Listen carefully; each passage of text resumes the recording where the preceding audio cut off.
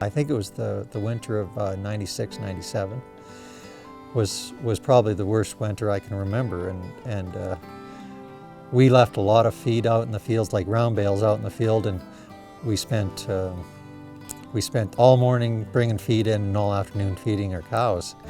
And it taught us that you better be ready for winter when it comes, and you better have a few different ways to feed. It is a nice feeling to have your bins full of oats. I guess you could buy, if you could get cheap hay, you could buy hay and have hay stacked. But I've found bins full of oats are way easier to keep over, and that's my kind of backup plan right now. Our backup plan is we've always got silage and feed in the yard. So we're actually relying on the corn as a supplement more than as the total feed source. And so, by doing that, it doesn't really matter how big the piece is. We just adjust how much silage they're getting accordingly. This winter we're feeding along a bit with the swath grazing, and that's because we baled more than typical based on last year's hard winter. So rather than just eat up all our swaths and then start feeding steady, we're just stretching that. We're going up there to move the fence anyway, so we just also are feeding them a little bit.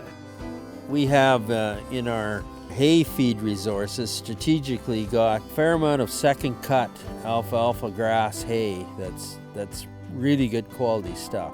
And we've got hailed green feed that the neighbor was trying to get rid of, and we've got a little bit of barley straw, and we've got first cut hay. So we've got a suite of feeds there that are all a little bit different quality, all a little bit different use, fit a different scenario. Last winter really made us think about having a plan B because we've never had one. It's been pretty good Alberta winters, where last year we thought we were going to run out of swaths. The cattle were working them pretty hard. So this year we put up some green feed bales as a plan B, but we haven't needed to use them. So we'll probably, that we can put on the income line and see if we can get them sold off and made an income out of them. With the feedlot here, we'll have a good supply of silage and bales on hand, grow lots of barley on the grain side of the operation. So it gives us a big option on the cows. If we need to feed early, or if your swath grazing blows in, you've got a good supply of feed in the yard to go into the cows if we have to. As far as risk management goes, we have quite a few enterprises on the go, which really helps level that out. The drawback is that there's a lot of time managing a lot of different enterprises. But that's what we're all about, right? We're managers, we're building a business. After the drought in '02, we had cows coming home early August with nowhere to put them. We had to buy extra pasture, we had to fence neighbors' fields, we had to buy hay.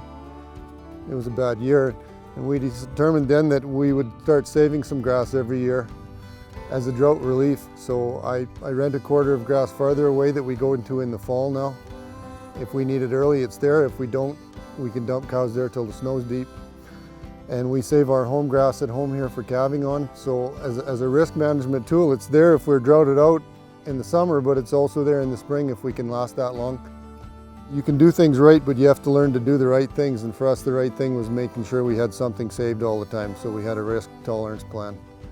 It was cheaper than buying insurance to create our own.